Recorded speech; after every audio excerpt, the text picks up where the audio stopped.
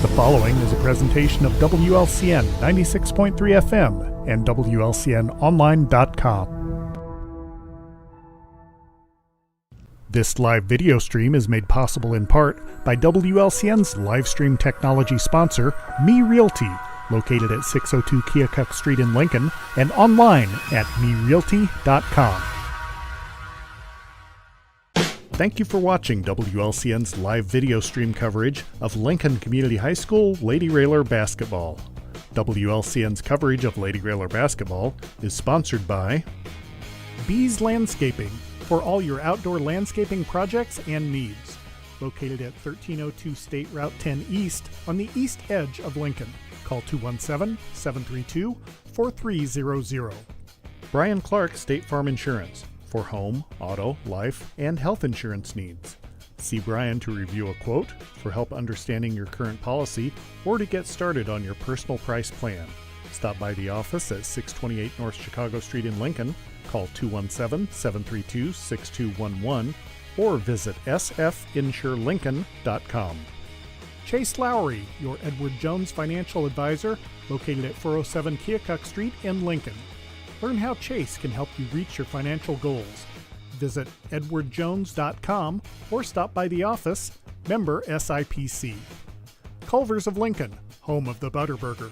Stop by before or after the game, located at 2530 Woodlawn Road in Lincoln. Dara Entwistle, independent health insurance agent. Call 217-737-7581. Darren Powell State Farm Insurance, located on the square in Mount Pulaski at 114 East Cook Street, offering competitive rates on auto, home, life, and business insurance. Phone 217-792-3371. Expedia Cruises, offering air, land, and sea vacations, located at 1520 East College Street in Normal. Call Greg Phillips at 309-429-6280. First National Bank in Tremont, your local community bank that strives to build relationships and is trusted with your community's financial needs. Located at 710 Woodlawn Road in Lincoln. Visit tremontbank.com to learn more about products and services. Member FDIC, Equal Housing Lender.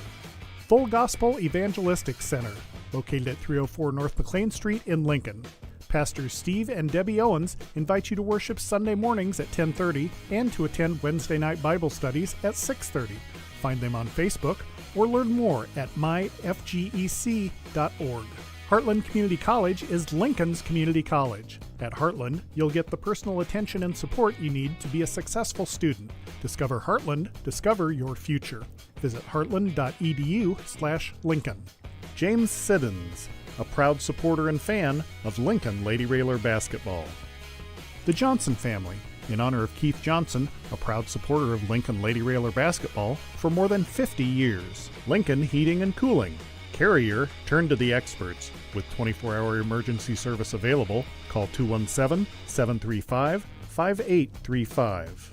Lincoln Land Communications, located at 1326 North Kickapoo Street in Lincoln. Serving the area since 1986, Lincoln Land Communications provides sales and service for security cameras, two-way radios, commercial phone and sound systems, LED lighting, car stereos, and much more. Call 217-735-5454. Me Realty. Locally owned and operated, Me Realty is Logan County's top producing real estate agency year after year. Call 217-735-5424 or browse listings online at merealty.com. Renew Consignment and Thrift Shop, where you'll find something new and different every time you visit, featuring home furnishings, clothing, collectibles, and so much more. Find them on TikTok and Facebook, or stop by 201 South Sangamon Street in Lincoln. Sal Polis, Edward Jones Financial Advisor, located at 1400 Woodlawn Road in Lincoln. Phone 217-732-4001. Schneider Masonry, family owned and operated in Central Illinois with over 40 years of experience serving builders, contractors, and homeowners. Free estimates available. Call 217-314-9654. Tracy Welch, Mayor, City of Lincoln. United Community Bank, located at 2201 Woodlawn Road in Lincoln and online at ucbbank.com. United Community Bank is the leader in community banking and stands ready to help both individuals and businesses. Phone 217-735-5555. 5400. LCHS Lady Railer alumni.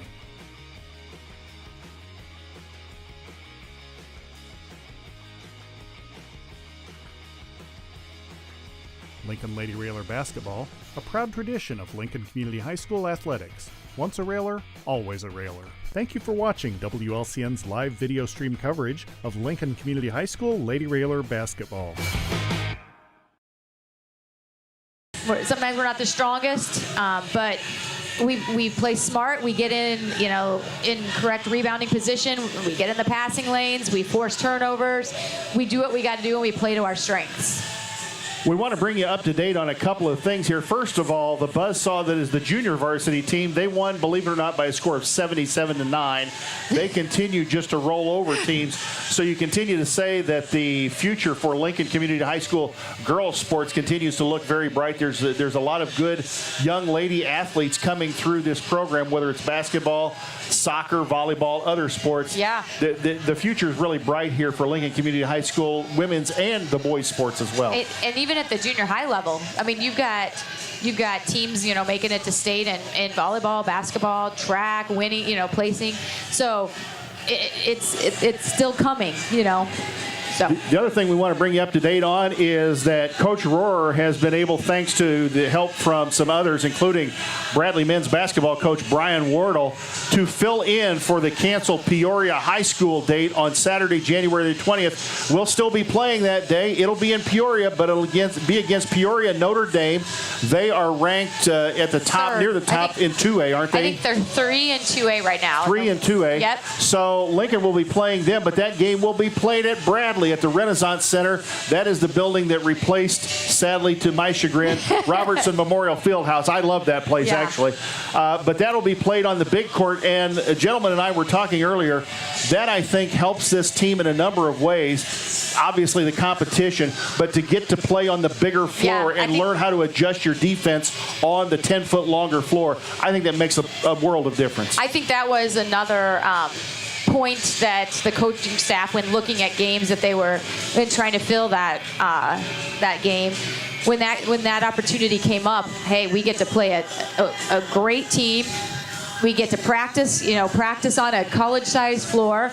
We get to see how we look on a college-sized floor, and in that environment, playing in that environment. I know they played last year, but some of the girls, getting everybody still getting that college experience, college atmosphere. It'll just be a great game. So we're going to send it back to the WLCN studios. We're going to take a 1-minute timeout. When we come back, Coach and I will have more of the pregame show. You're listening and watching to Lady Rail Splitter Basketball on WLCN 96.3 FM. Full Gospel Evangelistic Center makes an impact locally and beyond through a wide range of events, ministries, and outreaches. Pastors Steve and Debbie Owens invite you to worship Sunday mornings at 10:30 and attend Wednesday night Bible studies at 6:30. Connect with FGEC online, follow them on Facebook, download their app, and visit their new website at myfgec.org with live YouTube video streams as well as recordings of services and special events. Full Gospel Evangelistic Center, 304 North McLean Street in Lincoln.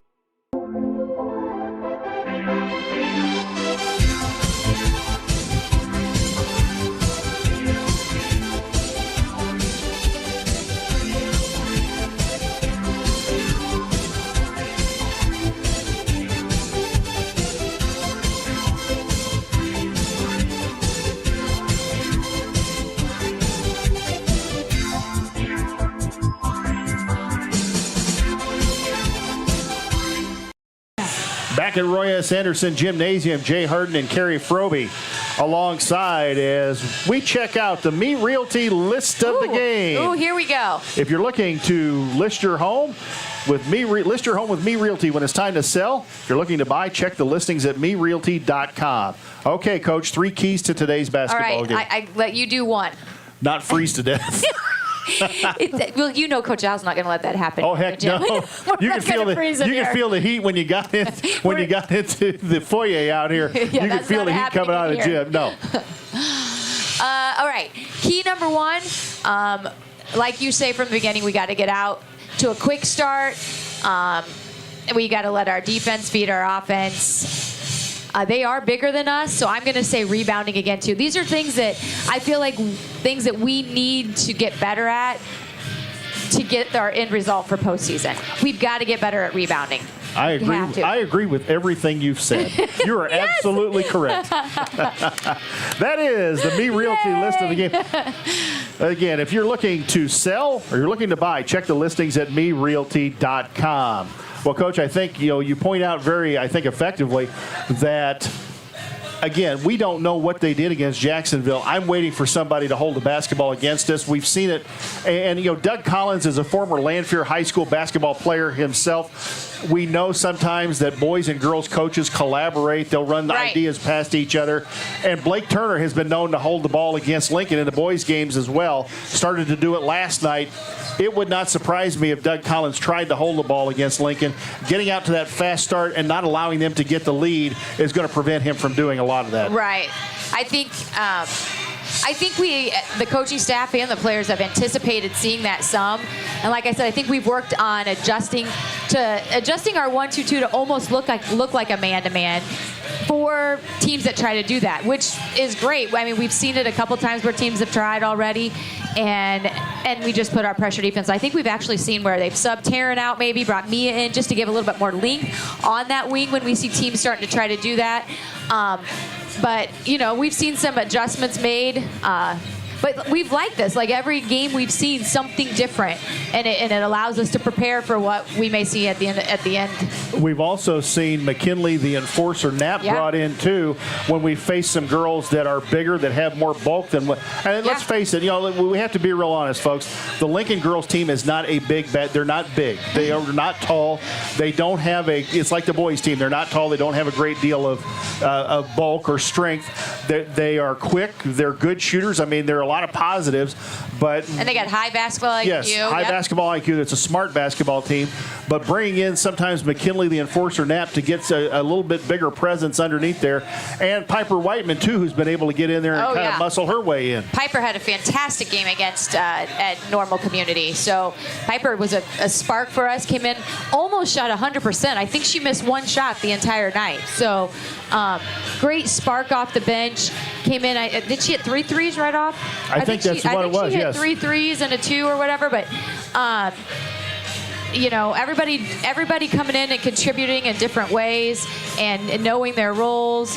And I think I listened to the Normal broadcast a little bit too, and that's what they said. You pick one girl to guard, and then somebody else will catch fire. So it's who do you guard? And that was something else too I wanted to talk about, is that we talk a lot and freely admits this, that the girls feed off of the steals and the fast break back. It's like sharks in the water. Right. Well, that's why we call them that. Right. But the other thing is being able to work on your half-court offense against a team that had length outside that could cover your shooters, getting to work in the half-court offense to get those looks, to get the drives, to get the dribble drive kick, or to get the back doors, whatever you got out of it. They were very successful, especially in the second quarter of that basketball game. It got them to the 30-point lead. Right. And that's what I think we talked about it. We touched on it. Is those types of games are good for us. We get to actually practice those things, not against our JV team, who sees it day in and day out. We go against another team that doesn't see it as much. So then you see, does it work? Let's go ahead and send it back to the WLCN studios. We are going to take a 2-minute timeout here for opening ceremonies here at Lincoln Community High School and for the national anthem that will be played. When we come back, Coach Frobe will have the starting lineups for today's Lady Railer matchup against the Lady Lions. You're watching and listening to Lady Railer basketball on WLCN 96.3 FM.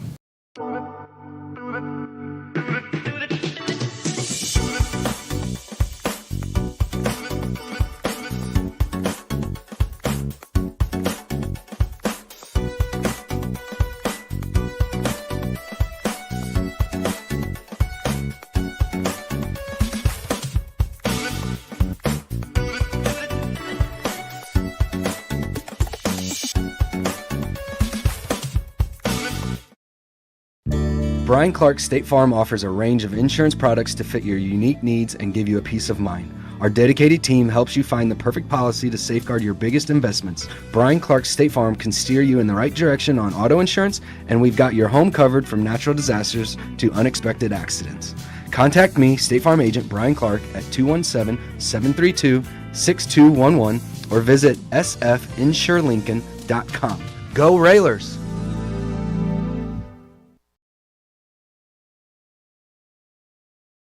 Whether you're buying or selling your home, the brokers of Me Realty will work with you to get the deal done. As one of Central Illinois' top producing offices for decades, Me Realty has the experience to guide you through the process. You want results? Call the brokers of Me Realty at 217-735-5424, stop by the office at 602 Keokuk Street in Lincoln, or check out local listings online at merealty.com. A game without a crowd is just a scrimmage. A performance without an audience is just a rehearsal. Without your presence, high school sports and the performing arts aren't possible. Ensure that these essential extracurricular activities continue to enrich the lives of students in Illinois. Purchase a ticket to your local high school's game or performance. This message presented by the IHSA and the Illinois Athletic Directors Association.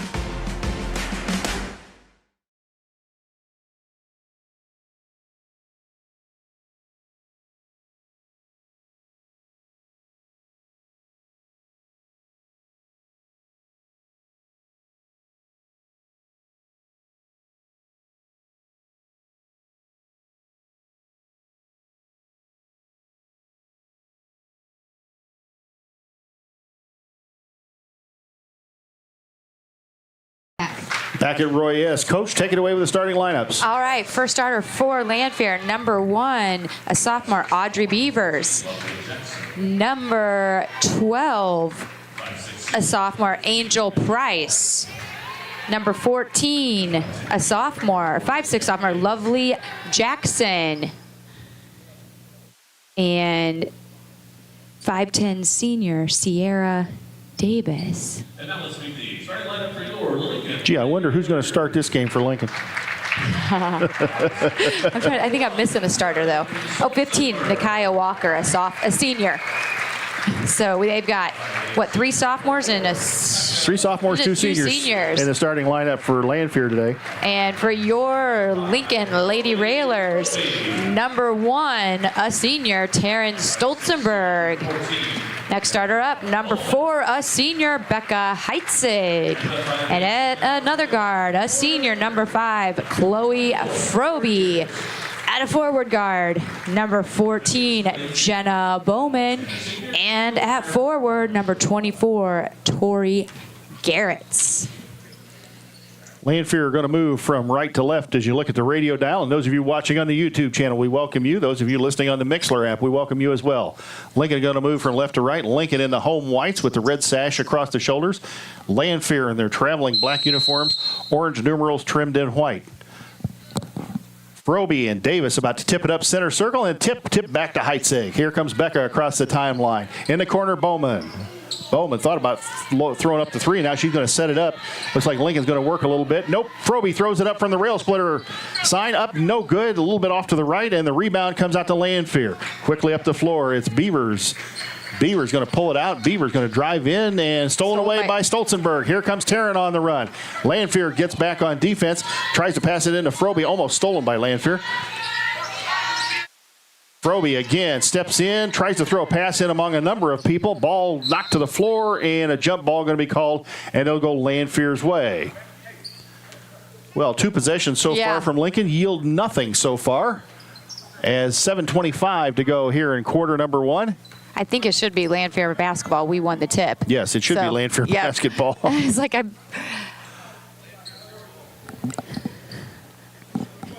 Nothing if you just joined us, which is unusual as the girls haven't scored in the first 30 seconds of the game. And the ball batted away again, and Heitzig's going to come out of there with it.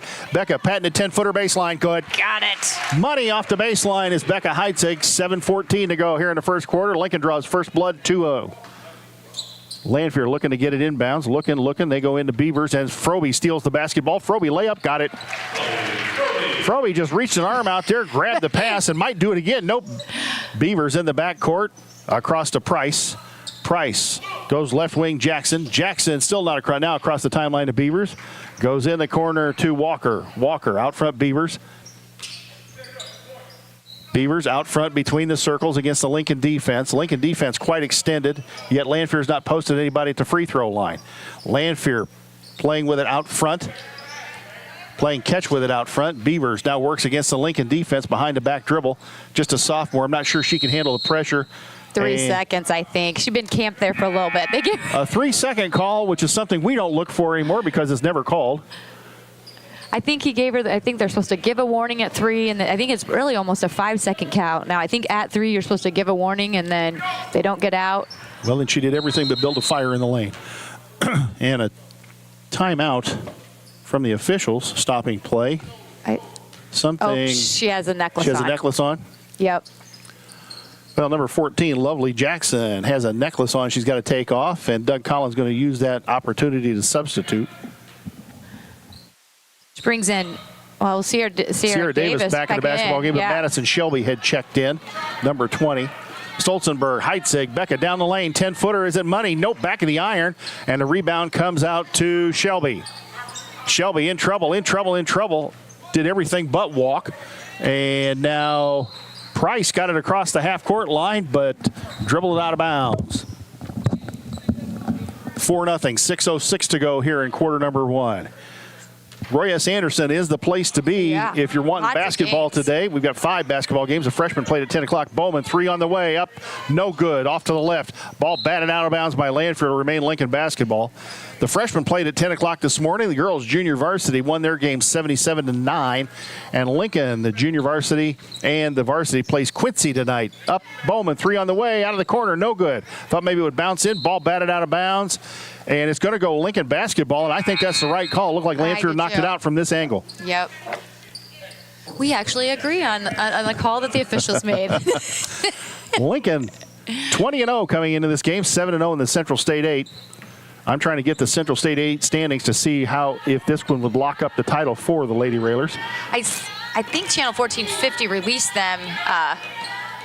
Baseline, Heitzig looking inside. Garrett's almost overthrew her. Tori threw it up. Thinks she got fouled. No call. And Lanphier comes out of there with it. And the ball nearly stolen away again by Lincoln. Lanphier really struggling. And Heitzig, what a nice tap away. Becca kicks it back. Frobe, layup time. Got it. Yeah, you could see Becca already looking for her teammate. She knew somebody would be coming. Great steal by Becca and great tap back. Lanphier in the backcourt. Heitzig steals it away again. Becca in there, 10-footer up, money. Got it. And Doug Collins is going to have to take a timeout. Going to have to choose something to settle his troops down. Let's see. It is a 30-second timeout. We're going to keep it right here. We have many fine sponsors we love to tell you about. James Siddons, a proud supporter, fan of Lincoln Lady Railer basketball. Lincoln Heating and Cooling, your carrier experts, and you may need them on a day like today. Boy, those poor guys having to get out on a day like today. Wouldn't that be terrible? Yes. 217-735-5835. They have 24-hour emergency service. And this isn't even the coldest day, right? No, it's to come. This is like a we're on like a heat wave right now compared to what's to come. Thank you, Mary Sunshine.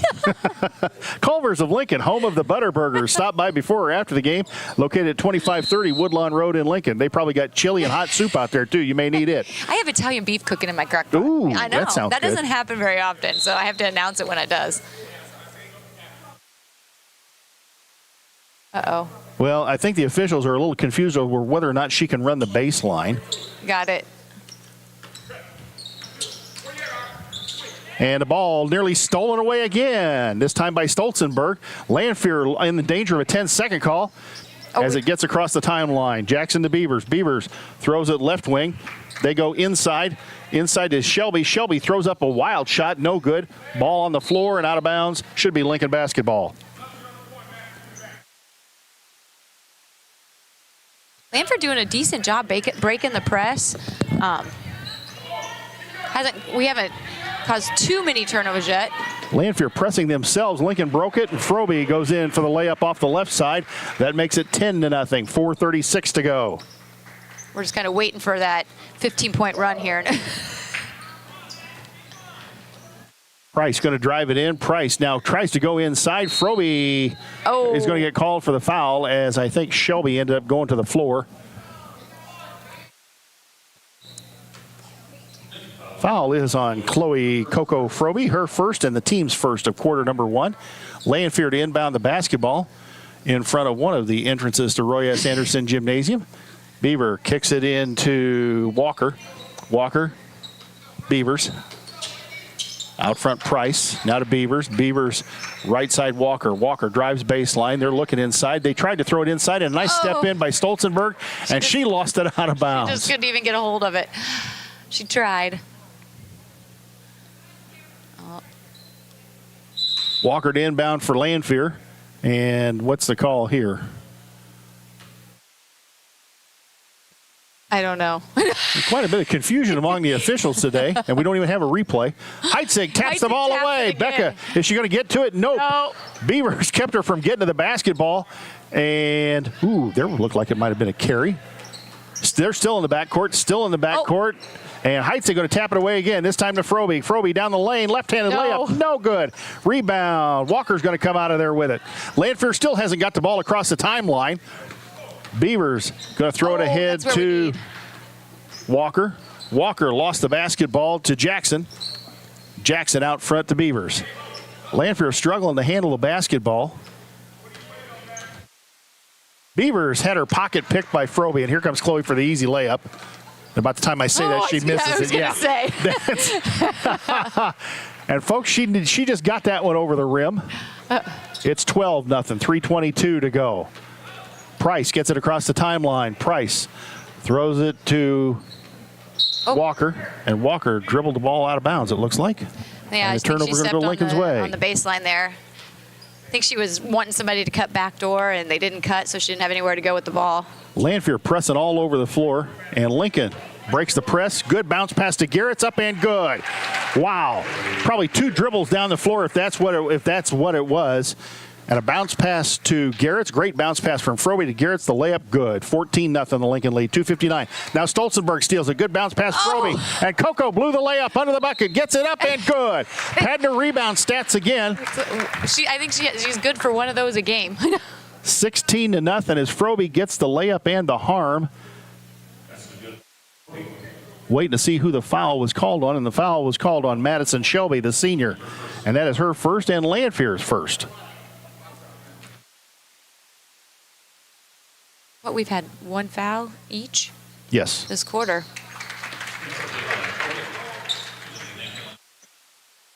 Lanphier, the basketball inbounds. Jackson still in the backcourt, and Lincoln all over her. And Froby almost picked her pocket there. There's got to be a 10. And there it was. There was the 10-second call. We said it was coming.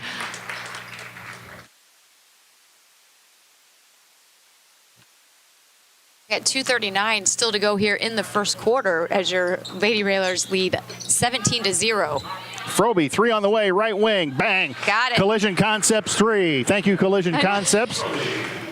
And Chloe drains the 3. She's got 14 here in the first quarter. It's 20-0.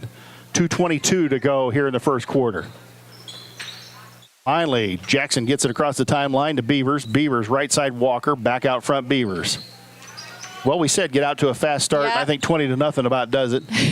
Price out front.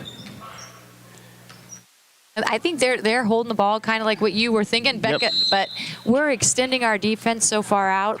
Like I said, it almost looks like a man-to-man. Good job there by Becca Heitzig to see they put the ball right out in front of her, and she did a good job just reaching down and tying it up. Becca reached in, tied it up. Possession arrow favors Lincoln. So with 2 minutes to go, Lincoln the basketball. Up 20-0. Froby, great bounce pass, baseline. Heitzig, 10-footer. No. Garrett's the board, up and good. Good offensive rebound there by TG. Price had the ball kicked out of bounds off of Froby's knee this time. She's good for a few of those a game. Hey, deflections are a part of the game. That's right. See, we pulled our press back to about a 3/4 press to do a different look. Beavers. Now across the timeline to Jackson. Oh. Jackson and a blocking foul going to get called as she stepped through the trap. Foul is on Tori Garrett's, I think. Oh, it is? Yes. I thought it was on Taryn. I thought so, too. So Garrett's with a foul. That is her first, team second. We haven't made it through quarter one yet, and it already is 22-0. Minute 31 to go here. Price had the ball batted away by Froby. Froby gets it before it goes out of bounds. Here she comes left and gets fouled before she goes up with the shot. That'll be on the floor. Angel Price says, who, me? I didn't do nothing wrong. Let's see. Who'd they call it on? Yep. Angel Price. Angel Price. Stolzenberg to inbound. Goes corner Froby. Froby going to drive in. 10-footer up and good. Not sure she was going to shoot that, but she finally did. Nice little move by Chloe Froby in the lane. I like to see them working on things like that we don't see a lot in that mid-range. You know, Chloe doesn't go to mid-range. It's usually either a layup or a three-point shot. So good box out there by Jenna. A Euro step by Price didn't go anywhere. And a good box out by Lincoln. A foul underneath the basket. Let's see who this one's on. I think it's going to be on Jenna. Yep. Jenna Bowman, her first. And the team's third of the first quarter with 1:04 to go. And that breaks the ice. No pun intended. Yeah. For Lanphier as Walker knocks down the free throw. It's 24-1. 1:04 to go here in the first quarter. Nice crowd here for a Saturday afternoon at Roy S., considering how brutally cold it is outside. Second one up and good. And substitution for Lincoln. Grace Schneider going to come in for Terrence Stolzenberg. Did your parents make the trip over from Western Illinois? They did not. They have over a foot of snow, and we're pretty much snowed in. They sent videos today. And Lincoln did a great job of breaking the press, and Snyder missed the layup. Oh. Whiteman nearly had it, and the traveling is going to be the call here against Walker. But Lincoln did a great job of breaking the Lanphier press and got the layup they wanted, and Gracie just a little bit too hard with the layup. 24-2, 52.2 seconds to go. Into Froby. Froby, three on the way up. Bang, Collision Concepts three. Make it 27-2. 47 seconds to go here in the opening stanza. Get a couple more. Jackson in the backcourt. They're risking a 10-second call again. Beavers now finally gets it across midcourt and tied up by Schneider. And I think Grace going to get called for the foul. She was trying to come from behind and pop that out, and I think just got her hands on her hip. And that is the fourth team foul on Lincoln. So Lanphier, if they need it, will be in that special bonus where everything will be a two-shot foul. Kick into Beavers. 32 seconds to go here in the opening quarter. I could see Lanphier trying to go for a last shot of the quarter. Price. Ooh. Jackson. Jackson works against Schneider to Beavers. Beavers throws it left ring. Walker. Beavers going to throw up the running one-hander. No good. Rebound coming out of there with it. It's Becca Heitzig. Good box out. Ahead to Froby. Froby nice beats everybody. pass. Layup. Good. Great pass by Becca Heitzig to Chloe Froby. We can't stress that enough. The girls dribble with their heads up, and Lanphier tried to get a shot off at the gun. It went nowhere. Whiteman recovers at the end of one quarter. It is Lincoln 29 and Lanphier 2. We're going to send it back to WLCN for 60 seconds. You're listening to Lady Railer Basketball on WLCN 96.3 FM.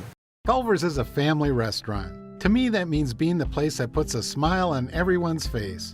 We're famous for our cooked-to-order butter burgers and frozen custard made daily inside our restaurants. But we've always believed more menu options mean more ways to brighten your day. We source the finest chicken to bring you our tenders and chicken sandwiches. And our cheese curds. They're a Wisconsin tradition we're proud to share with you. So take the next meal shift off and let us take care of you. Welcome to Delicious. Culver's, home of the Butterburger, 2530 Woodlawn Road in Lincoln.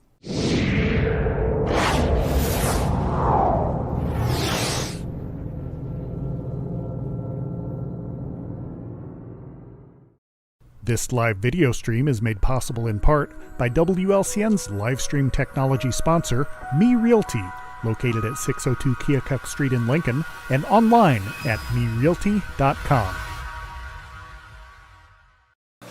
Back at Roy S. Anderson Gymnasium, Jay Harden and Carrie Froby bringing you all the action as Lincoln taking on Central State 8 rival, the Lanphier Lady Lions. And right now it's all Lady Railers with a 29-2 lead at the end of one quarter. Lanphier the basketball to start the second quarter. Beaver's going to work against a double pick out front, and Heitzig knocks the ball out of bounds. It'll stay Lanphier basketball.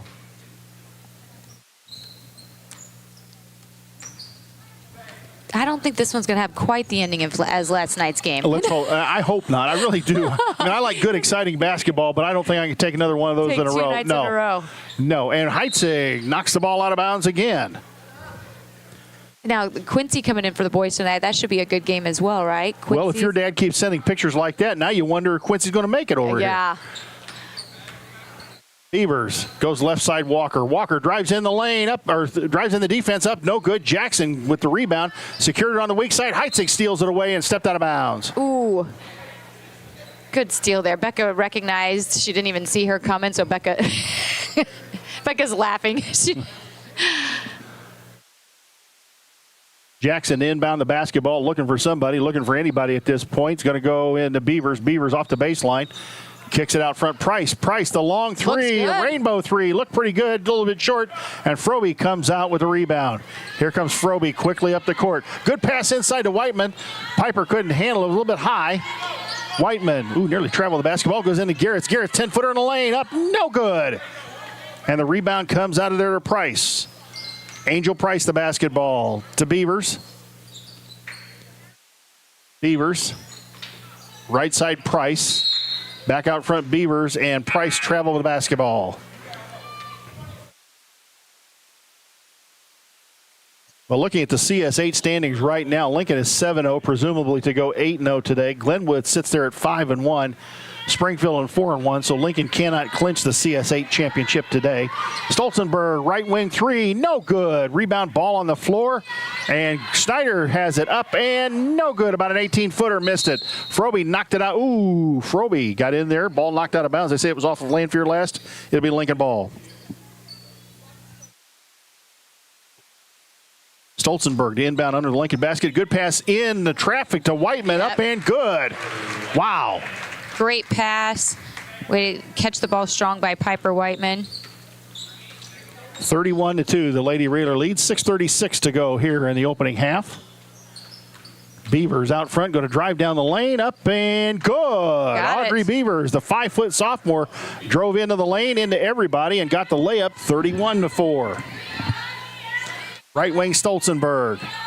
Taryn to Froby. Froby, three on the way, up and no good. Long, and Whiteman the rebound. Piper, nice pass, Snyder. Grace.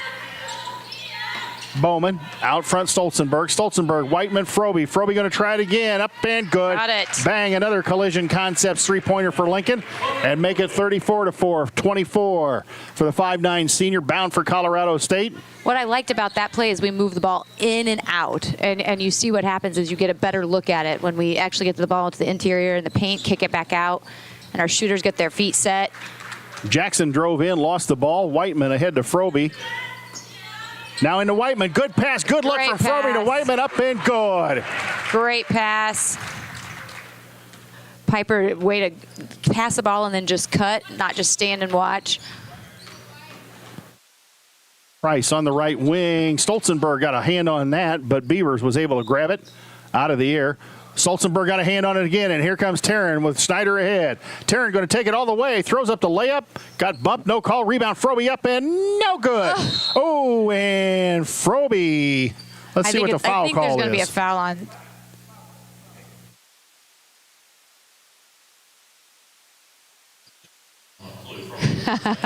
Froby with the foul on the push underneath, and that gives her 2, and that is the first on Lincoln this quarter. I have Chloe for 2. They haven't changed the scoreboard yet. Do you have her for 2 or 1? I have her for 2. Ball bounced in the lane, and ball knocked out of bounds. Price lost it off of her hands, and now they have switched it. So Froby with 2 fouls. First team foul for Lincoln of quarter number 2. Froby, Snyder. Snyder back to Froby. Chloe wide open 3, up, no good. Shelby the rebound to Price. Price across the timeline. Stolzenberg nearly knocked it away again. There's Tasmania for you. She's all over. She's all over the place. Shot out of the corner by Price, way too hard, and Froby comes out of there with it. Chloe heads up, way up ahead to Whiteman. Whiteman lost the ball on the floor, jump ball called. Possession arrow favors Lincoln, and Piper's kind of laughing about that one. We got 36-4, 4:23 left to go here in the second quarter. Becca Heidzig going to come back in for Grace Snyder. Stolzenberg, the inbound on the Lincoln basket, kicks out Frobe. Frobe drives it in the lane. Kick left side, Whiteman. 3 on the way. She stepped back way too hard. Rebound coming out of there with it is Jackson. Lovely Jackson. Lovely. I like that name. I do too. Lovely Jackson. And it's not even a nickname that we gave her. That's her real name. That's right. Tonight, people on the boys broadcast will be able to hear Scott Kirby and Lovely Comnick. I just saw Lovely Comnick today. Ball batted out of there, and Whiteman went to the floor and got it. Heitzig down the lane. Kick back out, Stolzenberg. 3 on the way, short. Rebound battle for Bowman. Bats it out of there, batted it off of her own teammate and out of bounds. Oh. That's where we got to communicate with each other and let you know, hey, same team, or because in close games that's going to make a difference. So something we can work on. 36-4 if you just joined us. It's kind of quiet in here today, too. It is quiet in here. Well, everybody's frozen. They're still trying to thaw out, and coach has got the heat turned up. Oh, and that was a heck of a pick out front by Shelby. And Beavers went down the lane, threw it up, it rattled home, and make it 36-6. I think everybody is like, it's been cold out coming here. Now it's like almost nap time. Oh, nice pass from Heitzig to Whiteman, and Whiteman got fouled. She'll be going to line for 2. You know, Coach, we have people listening from all over the place, yeah. And if anybody from Peoria is listening, we want to pass along our best wishes to Alia Guyton, who looks like is going to miss the rest of the season with a torn ACL. Nobody wants to see that. Whiteman first went up, no good, and the foul was on number 14, Lovely Jackson. But we want to pass along our best wishes to Alia Guyton to a swift recovery. If she's not able to make it back this year, we hope she has a fine career out at Iowa. Yeah. I think Chloe said it best, is like, you know, your comeback's going to be way sweeter than your setback. So I am told, and somebody told me this the other day, that an ACL was common among female athletes. Is that true? It is very common, just because Shelby almost threw that one in on a turnaround, and Lincoln coming the other way up 36-6 as Whiteman missed both free throws. Corner, Heitzig. Becker going to drive it in, going to shoot the 10-footer. Will it roll home? Nope. Whiteman underneath with the rebound. Piper's trying to get position and throw it up and in. Nope. Frobe comes crashing in there, knocks people all over the place. And are they going to get her for a foul? Yep. Chloe Frobe with 3 fouls now here in 2:53 to go in quarter number 2. And I got to believe Taylor Rohrer's got to yank her out of lineup. Yep. That's the first time we've seen that. I'm not sure what she was doing on that. She knows they've been calling those on the rebound. Just got to play smarter when you have 2 fouls. But these are the type of games to trust your players and learn to play with 2 fouls. Beavers nearly got a long 3 to rattle home. Lanphier comes out with a rebound, and yep, Shelby traveled out front. So Lincoln, the basketball across from the Lincoln bench, right in front of the Lincoln crowd, the partisan Lincoln crowd here today. Hope you'll come out and watch the boys play tonight at 6:30 against arch rival Quincy.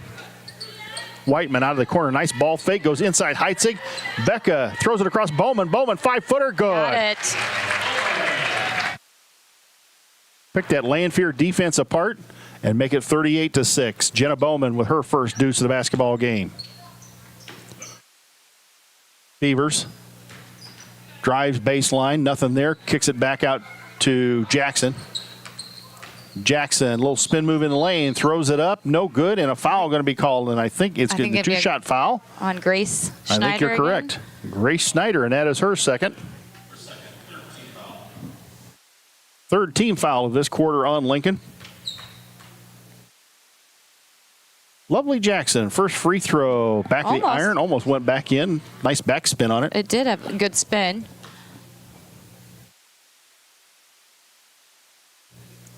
Second one up and no good. Rattled around and out. Lanphier the rebound. Walker up. No good. Rebound Heitzig. Becker comes out of there with it. Got to watch behind her as somebody's right behind her. Kicks it back to Whiteman. Heitzig. Becker right wing. Drives in. Stops. Back out Piper. Out front Bowman. Left wing Stolzenberg. Taryn launches the 3 up. No good. Just a little bit short. Whiteman their board. Up and no good. Rebound Walker comes out of there with it. Nakia Walker. Up the floor to Audrey Beavers. Beavers will walk it across the timeline as Tori Garrett's getting set to check back in for the Lady Railers. Left side, Walker, 3 on the way up, no good.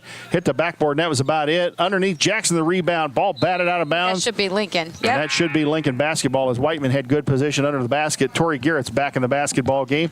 And this time, Piper Whiteman going to take a seat next to McKinley Knapp. We can't say next to Coach Rohrer because she doesn't sit very often. Nope.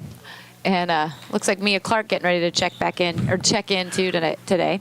So the microwave about ready to come in the basketball game. Let's see how she heats up today. Bowman going to launch the 3. Left wing 3 up, no good. Heitzig, 10-footer in the lane. Got it. Becca right there for the board. Put it right back up and in. 40-6 the Lincoln lead. And give Becca 4. Actually, give her 6. Now they've changed it on the scoreboard. I have her for 8. But oh, well, okay. Maybe I'm wrong. But I have her for 8. You may be right. Oh, no. I trust you. I may have hit the button maybe one time. Beavers right wing on the rail splitter emblem right in front of the Lincoln bench. She throws up a wild one-hander, nearly got it to go in. Garrett's gets the rebound, and here we come the other way. Lincoln pushing the issue. Stolzenberg, nice ball fake. Left wing goes inside to Garrett's. Torrey kick out to Bowman. Bowman out front Heitzig, and the girls did not take a bad shot there. They go inside Garrett's. Garrett's going to go down the lane, back out front Jenna. Way to drop Jenna, right wing 3, there, good. Bang, a collision concept 3 for baseline Bowman. Not quite on the baseline, just a little bit off of it. Make it 43-6. And that happened because Tori Garrett took a couple dribbles hard at the basket, drew the defender into doubler, and kicked it right back out for Jenna where she had her feet set. Great teamwork. 10 seconds to go in the half, and ball drilled out of bounds by Walker, and the officials have yet to say which way it's going. And I guess it's going now they make a mention, Lanphier way. Mia Clark in the basketball game for Grace Snyder. So with 7.6 on the clock left here in the first half, Lincoln leads at 43-6, has the ball underneath their own basket right side. They go out front to Price. Angel Price. Dribbling. Not sure she knows how much time's left on the clock. Beaver's going to launch a long 3 from the volleyball line. Oh, and it almost went in. At the end of the first half, it is Lincoln 43. The Lady Lions from Lanphier 6. We will be back in 2 minutes with the Grau Incorporated halftime show. You're watching Lady Railer Basketball on WLCN's YouTube channel and listening to Lady Railer Basketball on WLCN 96.3 FM. Full Gospel Evangelistic Center makes an impact locally and beyond through a wide range of events, ministries, and outreaches. Pastors Steve and Debbie Owens invite you to worship Sunday mornings at 10:30 and attend Wednesday night Bible studies at 6:30. Connect with FGEC online, follow them on Facebook, download their app, and visit their new website at myfgec.org with live YouTube video streams as well as recordings of services and special events. Full Gospel Evangelistic Center, 304 North McLean Street in Lincoln. Brian Clark State Farm offers a range of insurance products to fit your unique needs and give you a peace of mind. Our dedicated team helps you find the perfect policy to safeguard your biggest investments. Brian Clark State Farm can steer you in the right direction on auto insurance, and we've got your home covered from natural disasters to unexpected accidents. Contact me, State Farm agent Brian Clark, at 217-732-6211 or visit sfinsurelincoln.com. Go Railers!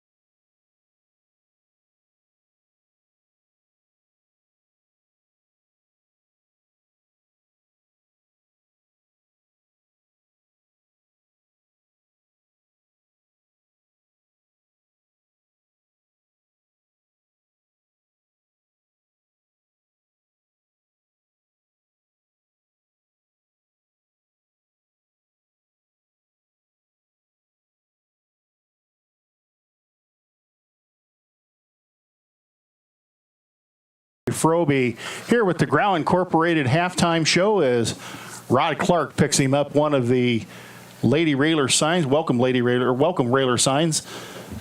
As part of the halftime giveaway, Lincoln is up 43-6, and right now have achieved their 16th 20th victory season in the history of Lady Raider basketball since the 72-73 season. As coach is rapidly totaling up the score. I see where I made the mistake, where I was wrong. So I gave it. What? I know. I admit it. Don't tell my husband. Well, folks, Armageddon is about to happen. Don't tell my husband. I just admitted I was wrong. Armageddon is about to happen here at Roy S. Anderson Gymnasium, but Lincoln up 43-6, and Coach, honestly, probably about what we expected today. I mean, Lanphier's been struggling at a 4-11 record, and this buzzsaw continues to roll along. Not shooting maybe as well as they did during the normal game, but still making some good plays and making some great passes, some good looks that they've gotten today, especially on the interior. Yeah, we talk about, I think before that game, they were hyped up. You know, that was a really good normal team. They were ready for the challenge, and what you like to see is that your team rises to that challenge. And sometimes, you know, where maybe they didn't get up as much for this game, you know, mentally, but we need to make sure that we come in every game mentally prepared, mentally getting ready for games. And so, but what I like to see against that normal team is we knew they were a tough team, and we rose to the occasion. So, you know, I think that the girls are working the ball around, maybe taking some extra passes, and I think that sometimes gets us into trouble because we pass it too much sometimes. And but other than that, I think it's going the way we thought it'd go. And again, if you just joined us and have not heard yet via social media, Lincoln has replaced Peoria Central or Peoria High School. That game canceled by mutual agreement after the two met in the manual tournament. Actually, that was in the works before we even played them in the manual tournament. Yes, they had approached Lincoln and said, look, we'd rather not play the regular season game if we're going to play you in this tournament. So the two teams agreed to cancel that game. Lincoln's been looking for a substitute game, and Brian Wardle, the Bradley basketball coach, was able to step in and give some assistance on that. So Lincoln will play Peoria Notre Dame, ranked in the top 5 in 2A, and a member of the Big 12. They will play them at Bradley's Renaissance Center Saturday night, January the 20th. This coming Saturday night, they will play them at the Renaissance Center. That will be a 5:30 and 7 start, 5:30 for the JV team, and a 7 o'clock varsity start over at the Renaissance Center. Come on over and watch. That's a very nice facility over there, by the way. A bigger floor that the girls will get some experience on, too. Yeah, a great opportunity, a great team. Like we said, all positive things for this game to happen. So, if you don't know, Coach Wardell does have 2 daughters that play on the Peoria Notre Dame team. He's got a daughter that is a senior, and I think a daughter that's a freshman. So it was nice of them to reach out. You know, I know we were trying to pick up a northern team. I think Coach was really wanting to get one of the northern teams, maybe have them come here. That wasn't working out, and then they were just, you know, scheduling and finding a team that had an opening in their schedule, plus had that date open. Peoria Notre Dame, I do believe, was supposed to be playing somebody else, but I think was able to move that game. So they were reaching out. They really wanted to play us, and that's what we talk about. You got to play the best to be the best, and I feel like we've ramped our schedule up to play some of the best schools, you know, to make us better for the end, and I love that mentality. You know, some people see it as they're a 2A, but they only have 100 students less than us. They are a private school.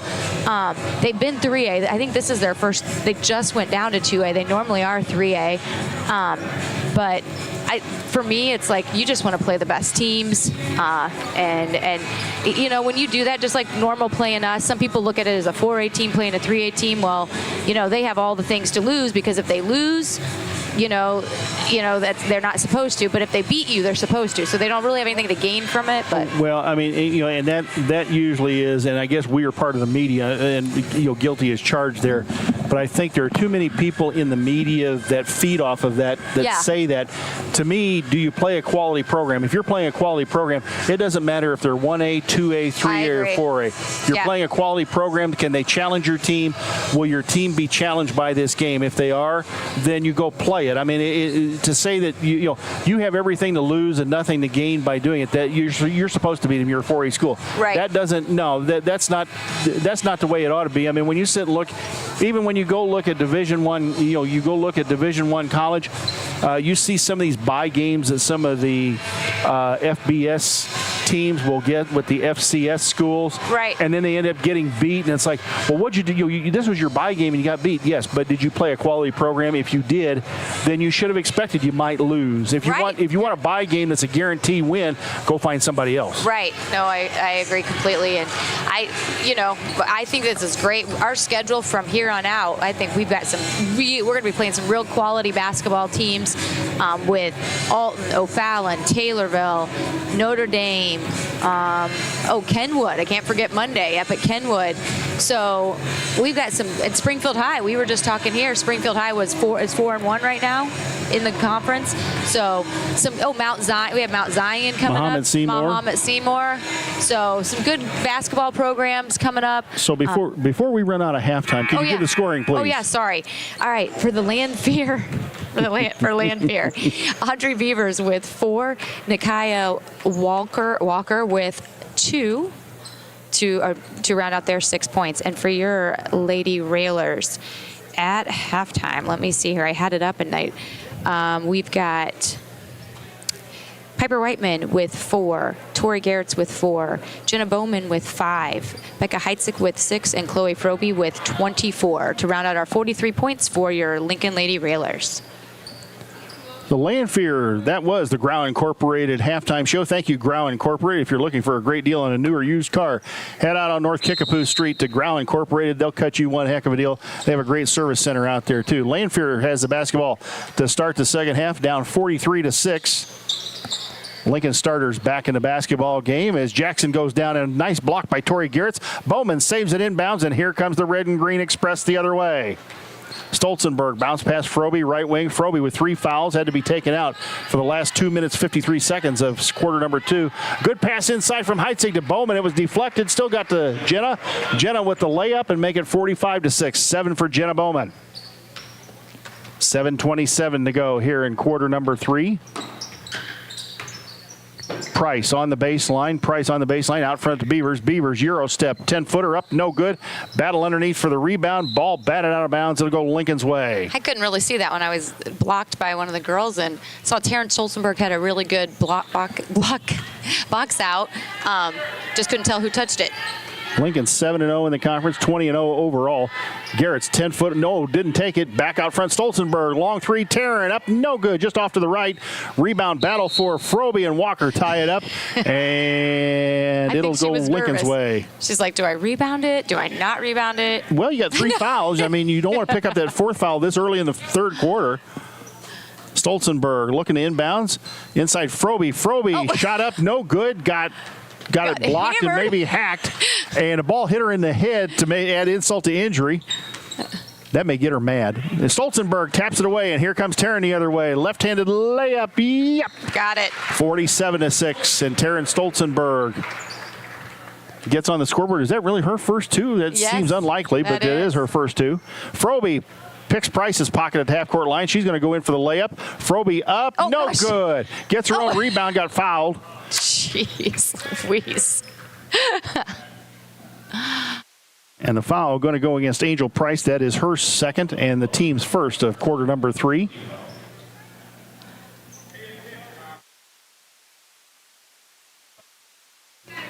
Stolzenberg into Bowman. Out front, Froby. Right wing, Stolzenberg. Taryn launches again. No good. A little bit short. A little bit off with her 3-point shot today.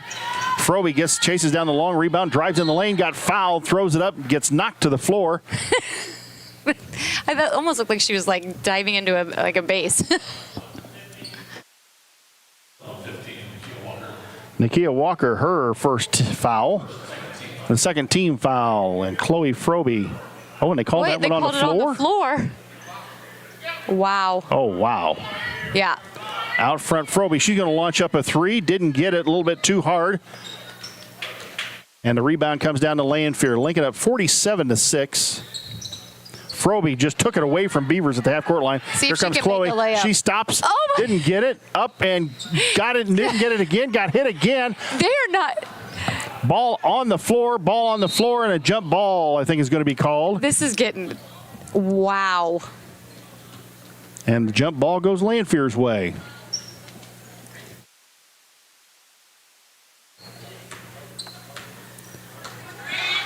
So Beaver's going to come the other way, got a double screen out front, drives down the lane, throws it up, and a foul is going to be called.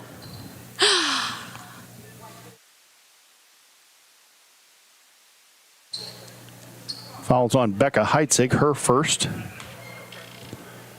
And the team's first of quarter number 3. Beavers throws up the long 3 off the inbounds pass. It nearly rattled home. Stolzenberg's going to get called for the push under the basket, and I think that's the right call. Yeah, that's kind of what happened on the last play. She didn't release out of her box out. Taryn kept boxing out while the girl was in the air, and you're probably going to get called for that almost every time. Lanphier to inbound. They throw it over Price's head, and it goes out of bounds, and it'll go Lincoln's way.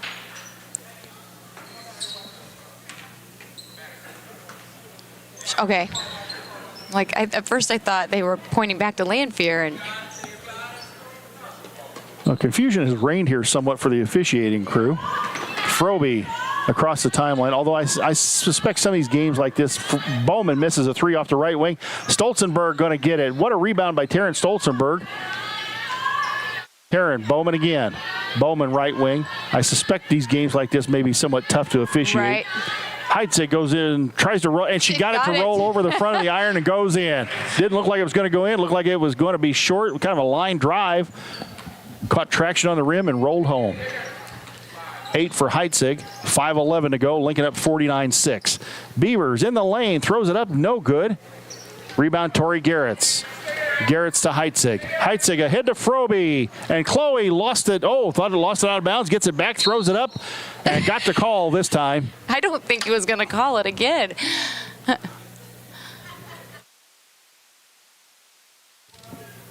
think the foul went against Nakia Walker. Her second.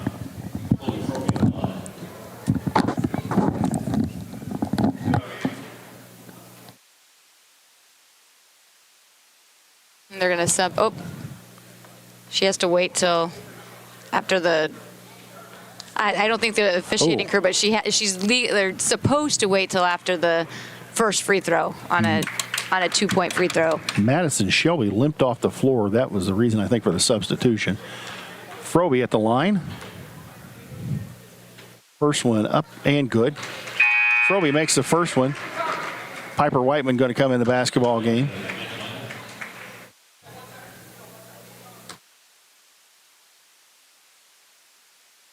Second one up and good. Frobe got them both, and that gives Chloe 26 on the day.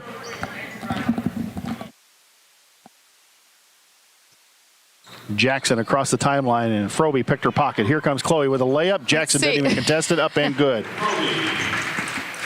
Oh, and the weather warnings are flying. Are they? Oh, my watch is rattling nearly off of my hand here. Special weather statements. The National Weather Service here in Lincoln is busy today. I think they will be the next few days. Looks like it. Yeah, with Beavers out front. Right wing Walker. Walker around Whiteman. Up and good. Nice little move. Woo! Heitzig back the other way, already across the timeline. Lincoln in the forecourt. Goes inside. Frobe. Frobe the post up in 4 people. Kicks it back out front. Bowman, 3 on the way. No! Stolzenberg skies for the rebound. Out front, Whiteman. Piper thought about loading up. Heitzig's going to load up the 3. Up and good. Bang. A Collision Concepts 3 for the Energizer Bunny in her pink shoes. Give her 11. 56-8. 4:02 to go here in the third quarter. Whiteman nearly took it away from Walker. Price lost the basketball, and here comes Price down the lane. She's going to throw up a running one-hander off the board. No good. Bowman skies for the rebound. Here comes Lincoln on the run the other way. Becca, she's going to take it all the way. Nope. Dishes it off to Frobe. Frobe underneath the basket, and I got fouled by, a jump ball called. It'll stay Lincoln basketball as Madison Shelby going to limp back into the basketball game. Looked like she had twisted an ankle. Oh, she's back, though. Yep. They go out front. Frobe had Whiteman wide open in the corner. I think they were working on a play, and it didn't work. Heitzig, Whiteman, Piper wanted that three up and bang, a collision concept three. Pretty Piper Whiteman out of the corner. She wanted that shot. She did. Give Piper 7, and it's 59-8. The microwave, Mia Clark, about to come back in the basketball game for Lincoln. She's at the scorer's table. Lanphier trying to work against the Lincoln defense and threw the ball out of bounds off the hands of Walker. They go Lincoln's way with 3:15 to go. Here in the third quarter, Jenna Bowman going to take a seat. They go inbounds to Frobe. Ahead to Heitzig. Becker going to bring it across the timeline. Looks like they've gone box and one on Chloe. Yep. This is good for us, though, so we can practice some offense against a box and one. Heitzig, Stolzenberg, ball on the floor. Heitzig came out of there with it. Ahead to Frobe, up and good. Becca, nice little pass over the defense. Make it 61-8. Chloe Frobe now with 30 flashing on the scoreboard. 2:49 to go. Lanphier inside to Beavers, the smallest person on the court, lays it up and in. Nice little move there. Audrey Beavers, a 5-foot sophomore, does most of their ball handling and a little bit of pretty good on offense. There we go. Frobe misses the 5-foot turnaround. Ball batted on the floor. She comes out of there with it. In the corner, Clark. Clark couldn't handle the pass, and out of bounds it goes Lanphier basketball. And now here come the wholesale substitution for the Lady Railers. Lily Holmes, Mason McLeod, Grace Snyder, Cena Adams in the basketball game, as no Lincoln starters are on the floor for the last 2:30 to go here in the third quarter. And again, barring a plague of locusts or an earthquake, we will have a running clock in the fourth quarter. You think a plague of locusts is possible when it's about 12 outside? You know what, I could see. Price of 3 had it deflected, and here comes Holmes the other way. You can see what? A blizzard. That's what I was going to say. I could see more of a blizzard. But you know what? Lately, Lincoln, all we've been getting is rain. We haven't got any of the snow. Mesa McLeod, 3 out of the corner. Bang! A collision concept 3 for Mesa. She knocks it down, and it's 64-10. Yeah, I think Bloomington, you got more snow than we did here. Oh, don't bet on it because we got just a dusting, really, of snow. Well, it wasn't much. The night that we played in Normal, coming back, it was big flakes. You know, the wind was blowing, and it was like we got into Lincoln, and it was like an umbrella over us. Nothing and no wind. Most of that melted off when we had the rain Thursday and Friday, and we got very little snow last night. Although my wife said it had drifted up in front of the door when she went to let the dogs out this morning. Oh wow! Yeah, we didn't even have that. Nah, it wasn't. A few little ice chips fell. It was not much of a snow last night, but it is bitter cold. 64-10, the Lincoln lead. Foul was on Mia Clark, her first, and the second free throw by Walker up and good. So we will have our 20th running, 19th running clock? Or 20th? Well, let's see, it's all but one we've had a running clock. Oh, yeah, so we're 20-0, so. All but one. So. And the Peoria game, if my memory was right, it got to 30 very late in the fourth quarter, so it was a brief running clock if there was one. But it was over 30 in the fourth quarter, so it should have been a running clock at some point. Connor's over there nodding his head. Or he's falling asleep, one of the two. He's trying to stay awake. 64-11, minute 16 to go here in the third. Lanphier playing catch with it out front. They go right side Price. Out front, Audrey Beavers. Again, WLCN will be back on the air tonight, 6:30, actually probably about 6 o'clock with the pregame show with Connick and Kirby. Let's see if they can follow up the excitement of last night's game with a thriller here at Roy S. So what did they have to say about the new gym and everything at Lanphier? It looked very nice. Reminded me a lot of Pleasant Plains gym. Nice move there. Nice move by Beavers, up and good. You know, here's what I don't understand, and I'm not complaining, mind you, because I'm glad this game was moved here. It was a much shorter drive. But apparently Lanphier will be playing, the girls will be playing in that facility tomorrow, or Monday. Monday. Yeah, oh, nice. There's some rumors floating around about that, but... Bang, a collision concepts 3 for Mia, the microwave Clark. Give her 3, 37 seconds to go. I think the one thing that they talked about was the fact that the shot up by Beavers, that's a 3 on the way up, no good. Battle for the rebound, coming out of there with it in the game, Lapronia Collins, a 5'10 sophomore. I think that's Doug's daughter. Out front, Beavers. Left side, she's going to drive over Clark. Throws it up and in. Hey, Audrey Beavers over Mia Clark, 67 to 15. She's in double figures. And she's got 10. One thing they did talk about last night was how close the end bleachers were to the playing surface, and that you didn't have any room on a fast break to. Yeah, and that's a lot like I said, the shape of it, everything was like the Pleasant Plains gym. Let's send it back to the WLCN studios for a 60-second timeout. Lincoln up 69-15 into the third quarter. You're listening to Lady Raider basketball on WLCN 96.3 FM.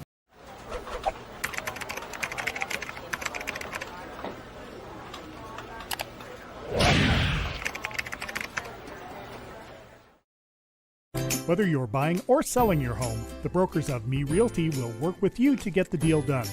As one of Central Illinois' top producing offices for decades, Me Realty has the experience to guide you through the process.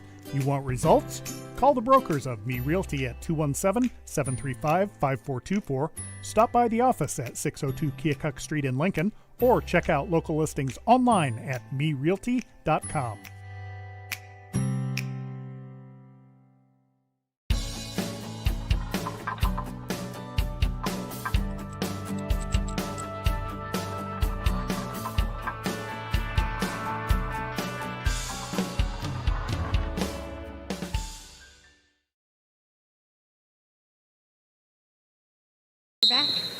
Back at Roy S. Anderson Gymnasium, Jay Harden, Carrie Frobe, Connor Shaw alongside working the camera. Lanphier the basketball to start the fourth quarter, and the clock will not stop unless there's a timeout or an injury. Let's hope we have neither. And a foul called out front, and I think this one's going to go against Grace Snyder. That'll be her third. That is 3 on Gracie. Team's first of this quarter. And Gracie going to sit down in favor of Cece Adams. So the Doodlebug, Cece Adams, comes in the basketball game. McKinley Knapp is in the game as well. We're hanging people with nicknames, and they like them, actually. We've actually talked to some of the girls that actually like the nicknames. Some of them got shirts for Christmas with their nicknames. I know. McKinley doesn't mind the enforcer. I talked to her about that one. She kind of likes it, so. Adams down the lane. Right wing Holmes, the baseline. Clark out front. Mia to Lily. Lily shot out of the corner, up and good! Bang! A Collision Concepts 3 makes it 72-15. And boy, that was a nice looking shot out of the corner by Lily Holmes. Yep, good ball movement. Waited till she had her feet set. Waited till she had that nice look. And keep in mind, these girls just played 32 minutes against Lanphier, where they won 77-9. Shot up by Davis, up no good. That was a three-pointer that ended up short. And McKinley comes out of there with it. Adams across the timeline to Clark in the corner. Holmes. Lily was going to load up again. Oh, thought about the mid-range jumper. Cece Adams going to take a jumper up. No good. Rebound, and Cece's battling for it. Guess who's going to get the foul? Hey, I like that effort, though. Great effort there. Doodlebug, Cece Adams with the foul. Doodlebug. I almost said water bug because I knew you said it was some sort of bug.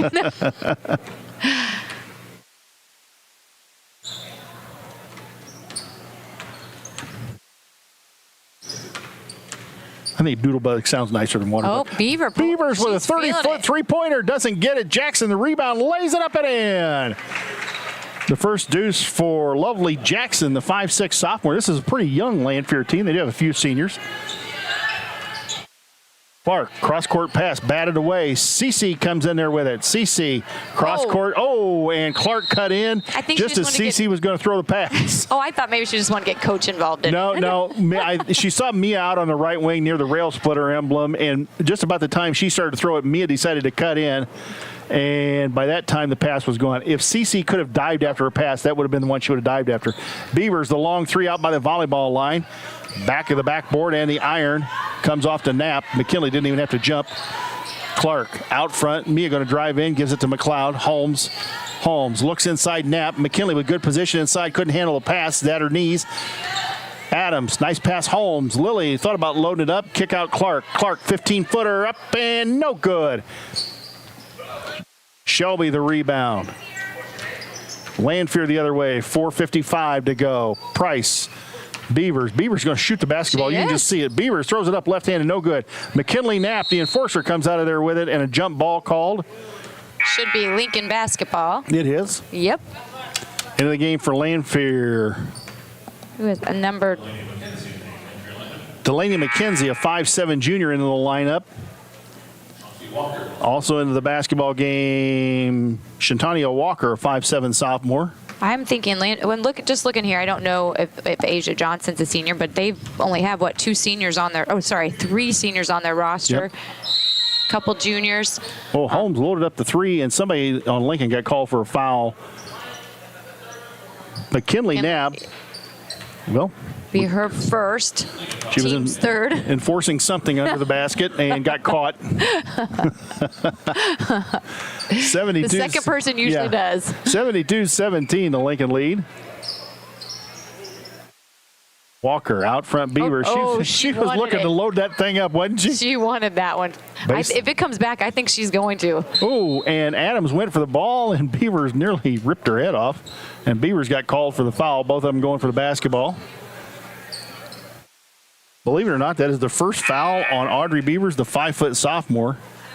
Now, this is kind of the trend we've been talking about. We've seen a lot of young teams in the CS8 and in our schedule. We've seen, Pleasant Plains and MacArthur and Chatham. Oh, Lily. Lily with another three, a Collision Concepts bang, three out of the corner.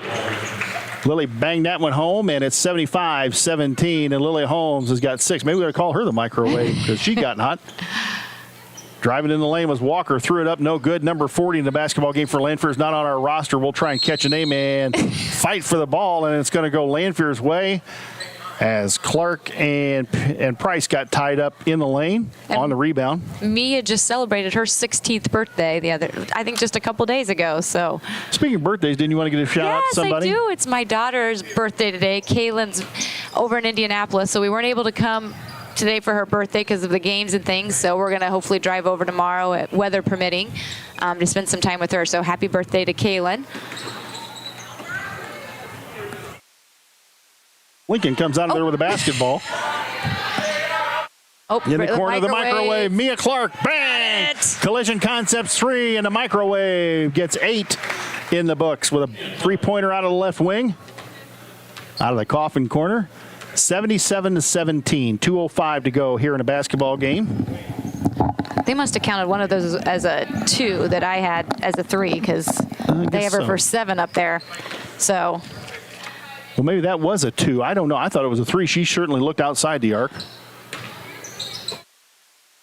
And a shot up, and the official said it was tipped by Lincoln. It's going to stay Lanphier basketball.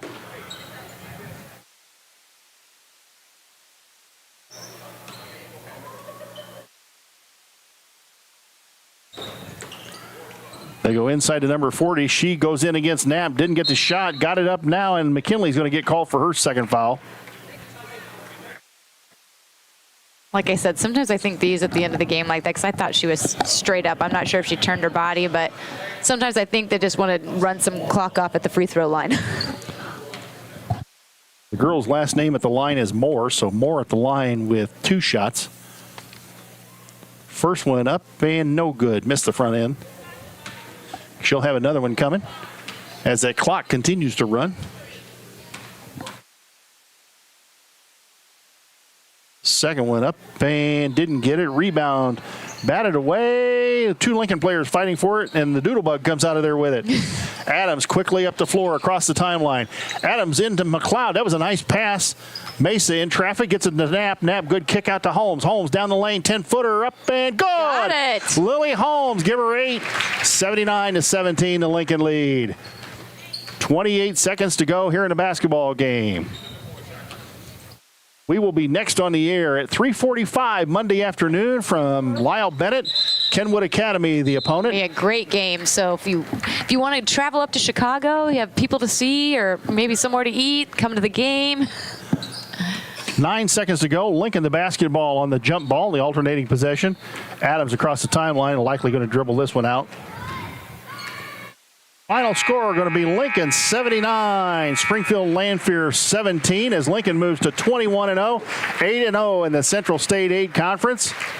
Both teams shaking hands after the game. We're going to send it back to the WLCN studios for a 2-minute timeout. When we come back, Coach and I will have scoring and the postgame show. You're listening to Lady Railer Basketball on WLCN 96.3 FM.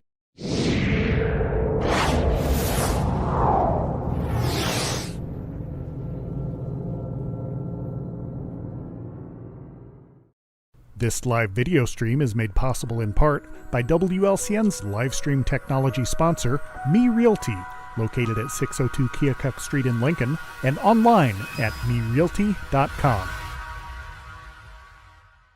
Culver's is a family restaurant. To me, that means being the place that puts a smile on everyone's face. We're famous for our cooked-to-order butter burgers and frozen custard made daily inside our restaurants. But we've always believed more menu options mean more ways to brighten your day. We source the finest chicken to bring you our tenders and chicken sandwiches.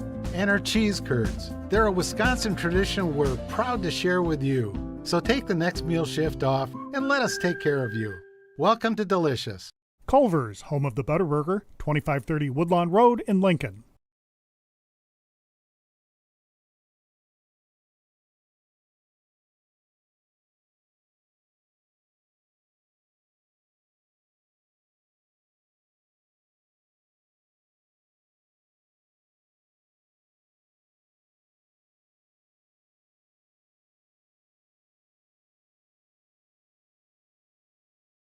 Full Gospel Evangelistic Center makes an impact locally and beyond through a wide range of events, ministries, and outreaches. Pastors Steve and Debbie Owens invite you to worship Sunday mornings at 10:30 and attend Wednesday night Bible studies at 6:30. Connect with FGEC online, follow them on Facebook, download their app, and visit their new website at myfgec.org with live YouTube video streams as well as recordings of services and special events. Full Gospel Evangelistic Center, 304 North McLean Street in Lincoln.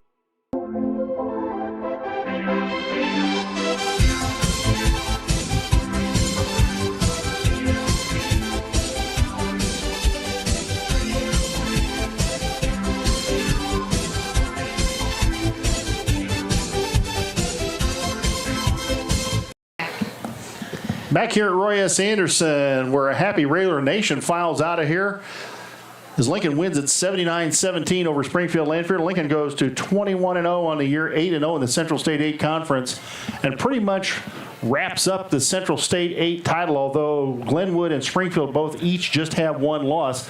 But that will pretty much eliminate Rochester as Lincoln goes to 8-0 with only 2 left to play for Lincoln. Rochester had 2 losses in the loss column. So we will press on here as Lincoln still has to play a pretty good Springfield team and a normal U-High team, as you only get once around the conference this year in the Central State 8.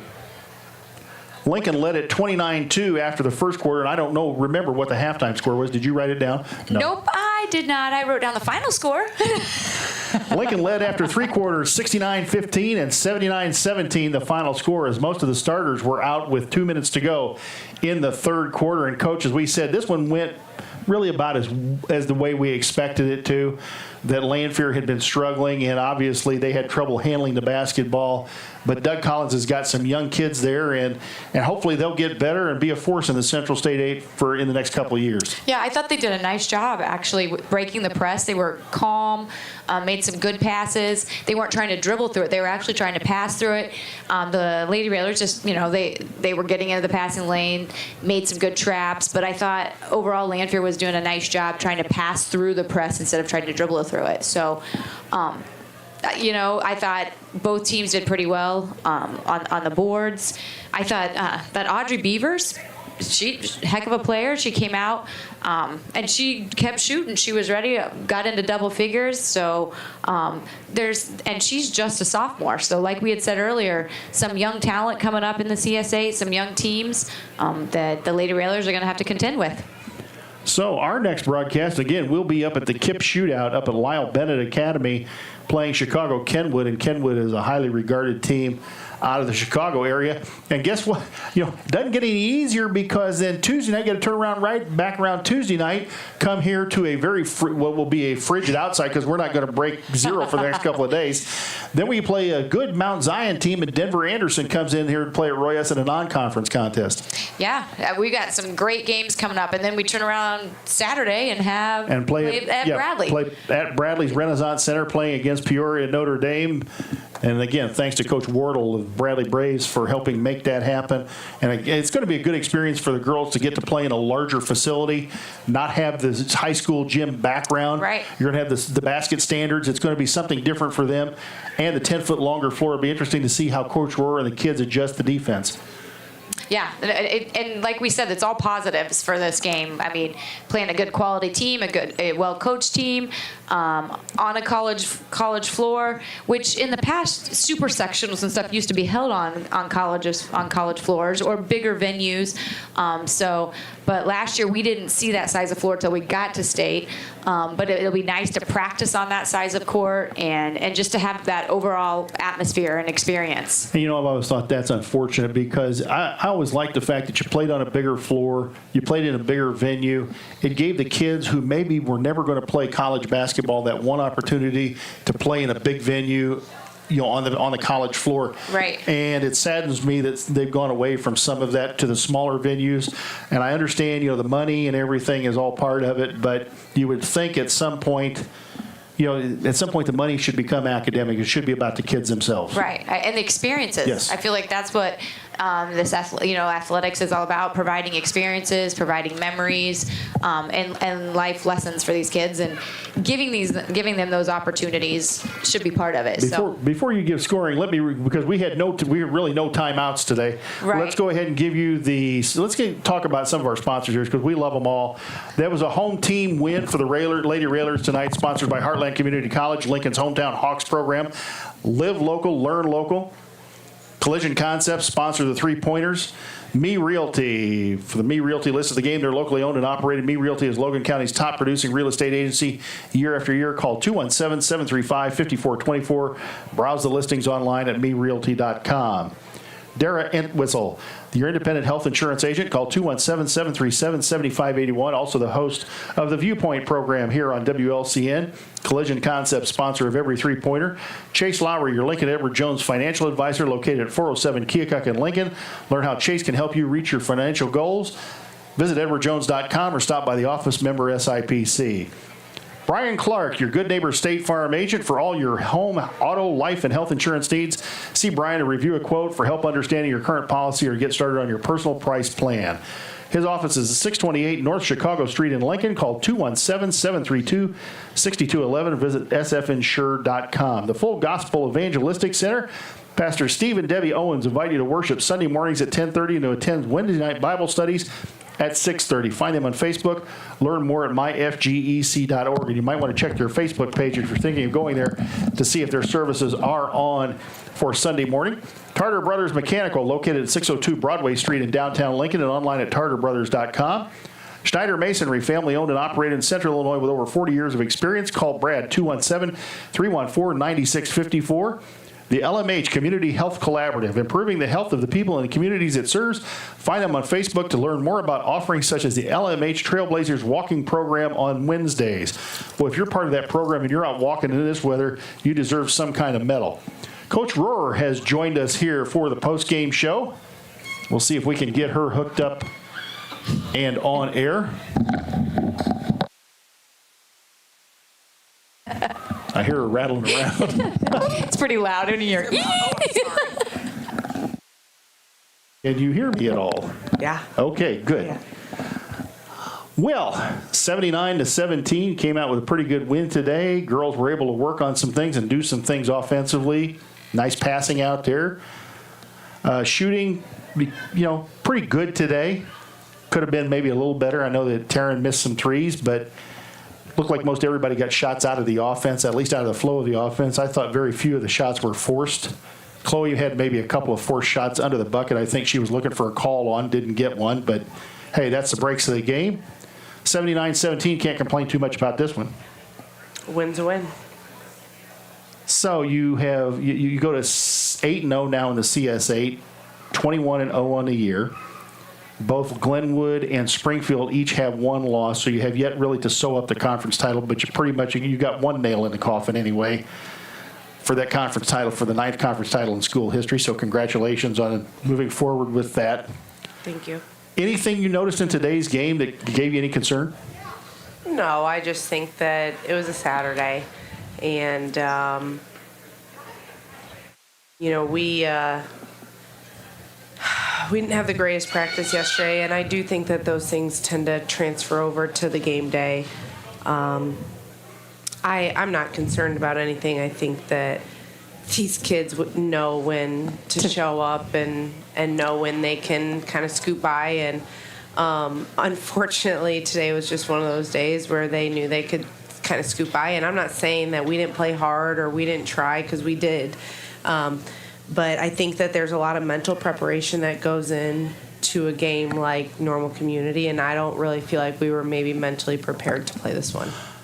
Do you think also, and I've always wondered about this, but do you think also that, the weather has taken such a crazy turn, and there was all talk about, we're going to get all this snow and it's just going to be bitter cold, and that's all you hear people talk about. Are we going to have school? Or are we not going to have school? Right. Are we going to play or are we not going to play? I mean, does that enter into, you've coached, you've played, does that enter into a kid's mind, you think, and maybe get them to a point where that takes them away mentally from what they're doing? Yeah, we got to play a game, but I don't even know if we're going to play because we may get canceled out of this game. Of course it does. I mean, I think that, everybody remembers being in school and hoping for a snow day.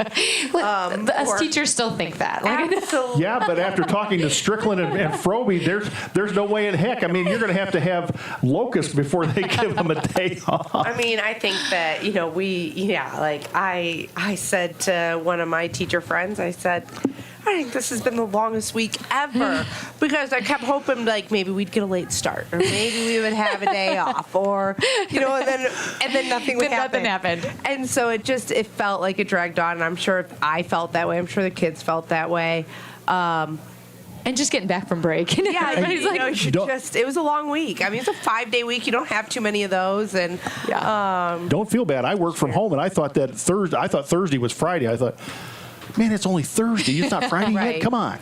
Yeah. So, and then now it's snowing outside, and there's a boys' game tonight, and the girls always look forward to those, and so I just think that there's a lot of moving parts to being a teenager, and not that we don't enjoy exciting basketball, but we'd like to thank you for not giving us the wild game that the boys had last night. That was a good one. Yeah, it was a wild one at the end, and thank you for not doing that to us today, because I'm not sure I could have taken 2 of those in a row. But nice win today, Coach. Appreciate you coming up here. Got to talk to you a little bit about, though, you've found an opponent. The announcement was made yesterday. You found an opponent to fill in. Right. Brian Wardle, the Bradley men's coach, was able to kind of help get that arranged and get the venue arranged. You're going to end up playing, was it number 3 and 2A Peoria Notre Dame on Saturday? Mm-hmm. Yes. 5:30 and 7. I think the first initial thing came out 5 and 7. Right. But I do believe it's at 5:30 and 7. The latest text I got was 5:30. I did send a message to Coach Al this morning. He hasn't responded to me. If you want to watch a JV game, show up at 5. You'll be there in time. Yeah, I do think it is 5:30. For sure, the varsity's at 7. Okay, good. Usually I'm it's assuming 5:30 and 7. I think they just accidentally put it out and Right. Not only do you get a quality opponent out of that in Peoria Notre Dame, but we talked about this. I've always thought it benefited kids, even just for the memories, but I always thought it benefited teams to be able to go play on a bigger floor before you got to state. And that was definitely something that was intriguing to us, and I think for them too, and 2 good teams, and we're gonna, definitely make each other better, and we're both gonna play on a big floor before hopefully we're both playing at state. You could have knocked me over with a feather, seriously, with what you did up at Normal Community, and I'm still a buzz about it, and other people are too. We've already had people come up and talk to us about how amazed they were what you did up at Normal Community. I don't anticipate that happening against Peoria Notre Dame. I never anticipated it happening against Normal, but you just had a buzzsaw that night. Those kids were about as well prepared as I think they've been all year. Yeah, they prepare really well. When we're really preparing for a team, I'm very fortunate. I've got the best assistant coach in the state of Illinois, maybe the country, and he does a great job of helping prepare and getting them ready, and he's a great film scouter, and so we're very fortunate to have that There's on our team. There's no question he's a great basketball mind, but I'm wondering how you keep him calm there on the bench because It's easy when you're winning by that. I see why. I was gonna say. We love Coach Farmer. He's a good guy. Hey, you got Kenwood coming up on Monday afternoon up in Chicago. It'll be a long bus ride for you. It'll be cold going all the way up there and back. Any concerns about the travel going up there? Or are you guys looking forward to this trip? Nope, we're looking forward to it. We got gym practicing, and so we're going to get up there early. We're going to get about hour and a half practice in prior to heading over to Bennett, and going to go play a good basketball team on a good floor and a good gym, and it's going to be In a good environment. Yeah, and you don't. Yeah, it's going to be a great time. Yeah. I mean, I do believe they don't do a running clock, so no matter what the score is, there's not going to be a running clock. Like, there's going to be scouts there watching our kids play, and they like to celebrate the kids. You send a list of different kids' accomplishments and things like that. So it's a fun time. So they're allowed as a shootout not to do the running clock? Because they want the kids to be seen by the scouts. I see. Yes, so it's like... So they put a shot clock? They have a shot clock? No shot clock, Oh. I don't think. But I haven't I know heard. last They year, haven't said there see, was last gonna year be. we were up by a decent amount, and they chose not to do a running clock, which was fine, because you want your other kids to be seen by these Yes. scouts, and it really does. It provides more time for the kids to play. So It's like a college exposure Yeah. type of It is. atmosphere. It is. Yeah. Yeah. Interesting. That is interesting. And it's not that I dislike the running clock because I think there's sometimes it needs, but at the same time, I also feel bad for the kids who sit at the bench because that really substantially limits their time to get in there and show you what they can do. Right. Yeah. So that's interesting that they don't have a running clock up At least there. they didn't last year, so maybe that'll change. Well, you but- never. Hey, we'll figure it out when we get there. Yeah. Then you don't get any rest then because then you got to come home play Denver Anderson and a good Mount Zion team at home on Tuesday night. Absolutely. I am happy that is at home. So yeah, we got 2 good games in a row, and to be honest, we got 3, 4, Yeah. 5 good games in a row. I mean, we're hitting the part in our season that's we're seeing some really good teams. So that's what we want. You want to see a stretch of good teams because when you're playing in the state tournament, from day one you're seeing good teams. So Is there? You both have coached, so I'm going to ask this question, and I kind of know probably what the answer is going to be. But is there any concern, because I've heard it at the college level, but is there any concern at your level that you play so many good teams in a row that the kids become mentally exhausted? I mean, you're constantly prepping for somebody that is a top-notch team, and most colleges won't even do that. They will have somewhere in between that. They don't. It's a killer schedule, is what I'm saying. Is any concerns from your end that mentally at some point when you get toward the end of the year, No. the girls I are don't going to think so be either. just, oh God, another top-ranked team. No, I think they want that. prefer that. Yeah. I think that they prefer to, have practices where we're really preparing for another team, and they like to have games where it's going to be a competitive game, So I actually think that this, like today and stuff, is something that they don't prefer. I really think that they would prefer to have a really great game and be on the losing end of a really great game rather than blow a team out every night. They just aren't. They don't get any better, and these kids. I think like that's to the mentally improve. exhausting ones. And are I the wondered ones about where you that get too. Is stretch. you come in and you come into the gym and you're prepping and you're going, yeah, Coach Rohrer is telling me how great this team's going to be, and they're 3-11. They haven't beaten anybody. And everybody that they've played, we've beaten by 40 points. It's got to be at some point. I mean, you hate to say it, but it's the nature of kids is to come in and say, yeah, that team is.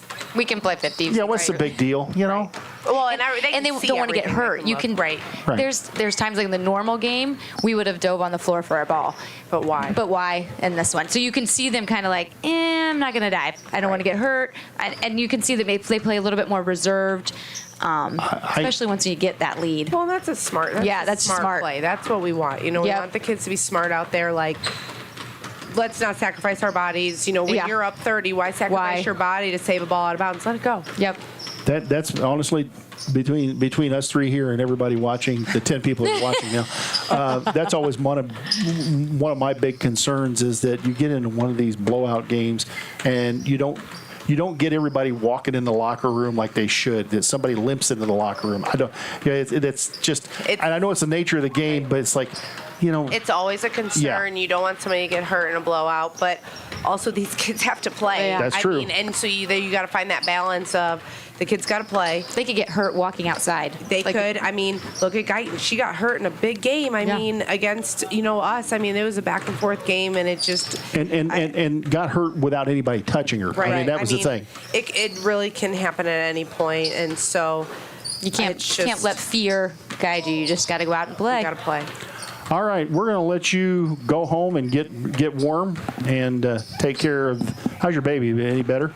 Yeah, he's doing better. Good. Glad to hear it. We're going to let you go home, get yourself in for I presume in for the evening. I think so, until we got practice tomorrow. So. And get ready for Kenwood and that long bus trip up to Lyle Bennett. Hopefully they'll have the roads all cleared up there and maybe. My folks drove down today, so. Oh, good. Yeah.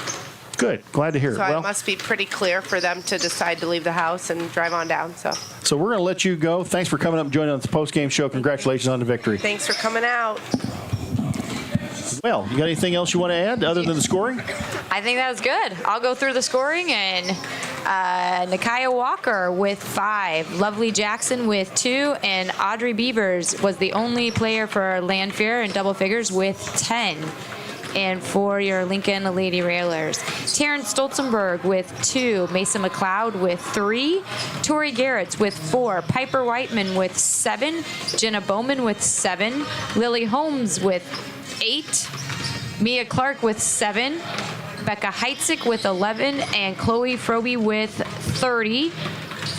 For your 79-17 victory for your Lincoln Lady Railers. Run through the scoring for me again so I can update my stats because Tina probably won't have it in the paper or in the Lincoln Daily News before I leave on Monday. All right, Taryn Stolzenberg with 2, Mason McLeod with 3, Tori Garretts with 4, Piper Whiteman with 7, Jenna Bowman with 7, Lily Holmes with 8, Mia Clark with 7, Becca Heitzig with 11, and Chloe Frobe with 30. So Frobe gets slightly above her average, as does Becca Heitzig getting slightly above her average. Both Becca and Jenna have been closing in on that 1,000-point mark. Yeah. It's probably going to take a couple of games of maybe close to 20 before they really start getting close to that because right now they're just kind of inching toward the 1,000-point mark. It would be nice to see both of them get there. Yeah, I know. I figured both were really close. I didn't know the exact stat, but I know that both of them are getting close to that, and that'd be a great accomplishment. I think we've got those two coming in on 1,000 each, and then I think Chloe's almost like a little off of 3. So 20. I was thinking Chloe's just over 2,700. I'd have to look after today, and both Jenna and Becca were neck and neck, just over 7. They were in between like 700 and 800. Yeah, I figured so they're close. Again, just kind of inching along, getting close to the 1,000-point mark. And we really don't know how many games we have left in the year. We know how many we have regular season games, but postseason always makes a big difference. Again, Lincoln going to play tonight against Quincy. The boys' JV game starts at 5 o'clock. And Josh and Scott and Lloyd will have the pregame show, the Ground Incorporated pregame show, starting probably around 6 p.m. as the boys going to take on highly touted Quincy. They had been ranked up number 3 or number 4 in 4A and finished second down at the Collinsville Holiday Tournament. They have an outstanding junior on that basketball team by the name of Bradley Longcore. He is 6'4" and a junior and getting a lot of major. He wanted us to announce that for them. Since they're major college interest. They also have another player on that team named Ralph Wiles. Is pretty good. And Steve and Debbie Owens wanted us to tell you this. They are sponsors. They are sponsors. The Full Gospel Evangelistic Center. Their 10:30 Sunday morning worship service for tomorrow is canceled due to the anticipated inclement weather and extremely cold temperatures. Stay warm and stay safe. FGEC.family. Well, thank you, Steve and Debbie, for sending us that text message, and hopefully that helps take care of an announcement to your flock. and keeps them from getting out in this cold weather. Unfortunately, we don't have that luxury. We have basketball games to do. Right. That's fine. We're here for your enjoyment and your entertainment. So we're going to sign off here from Roy S. Anderson. Again, the next girls broadcast will be at 3:45 Monday afternoon, the Kip Hoop Fest against Chicago Kenwood Academy. And then we'll have them come back here on Tuesday night at Roy S. We hope to see a big crowd out here at Roy S. Tuesday night for that game against Mount Zion and the Lady Braves. So for Carrie Frobe, for Connor Shaw, for marketing manager Lloyd Kirby, station manager Jim Ash, for Joe Lee, who braved the elements to join Mabel Acad at the studio just outside of Atlanta, Illinois, and expertly again run our studio board. This is Jay Harden signing off this afternoon, where Lincoln wins at 79-17 over Springfield Lanphier. The ladies stay undefeated, going to 21-0. Good afternoon, everybody, and thanks for listening. This live video stream is made possible in part by WLCN's live stream technology sponsor, Me Realty, located at 602 Keokuk Street in Lincoln, and online at merealty.com. Brian Clark State Farm offers a range of insurance products to fit your unique needs and give you a peace of mind. Our dedicated team helps you find the perfect policy to safeguard your biggest investments. Brian Clark State Farm can steer you in the right direction on auto insurance, and we've got your home covered from natural disasters to unexpected accidents. Contact me, State Farm agent Brian Clark, at 217-732-6211 or visit sfinsurelincoln.com. Go Railers! Full Gospel Evangelistic Center makes an impact locally and beyond through a wide range of events, ministries, and outreaches. Pastors Steve and Debbie Owens invite you to worship Sunday mornings at 10:30 and attend Wednesday night Bible studies at 6:30. Connect with FGEC online, follow them on Facebook, download their app, and visit their new website at myfgec.org with live YouTube video streams as well as recordings of services and special events. Full Gospel Evangelistic Center, 304 North McLean Street in Lincoln. Culver's is a family restaurant. To me, that means being the place that puts a smile on everyone's face. We're famous for our cooked-to-order butter burgers and frozen custard made daily inside our restaurants. But we've always believed more menu options mean more ways to brighten your day. We source the finest chicken to bring you our tenders and chicken sandwiches. And our cheese curds. They're a Wisconsin tradition we're proud to share with you. So take the next meal shift off and let us take care of you. Welcome to Delicious. Culver's, home of the Butterburger, 2530 Woodlawn Road in Lincoln. Whether you're buying or selling your home, the brokers of Me Realty will work with you to get the deal done. As one of Central Illinois' top producing offices for decades, Me Realty has the experience to guide you through the process. You want results? Call the brokers of Me Realty at 217-735-5424, stop by the office at 602 Keokuk Street in Lincoln, or check out local listings online at merealty.com. Thank you for watching WLCN's live video stream coverage of Lincoln Community High School Lady Railer basketball. WLCN's coverage of Lady Railer basketball is sponsored by Bees Landscaping, for all your outdoor landscaping projects and needs. Located at 1302 State Route 10 East on the east edge of Lincoln. Call 217-732-4300. Brian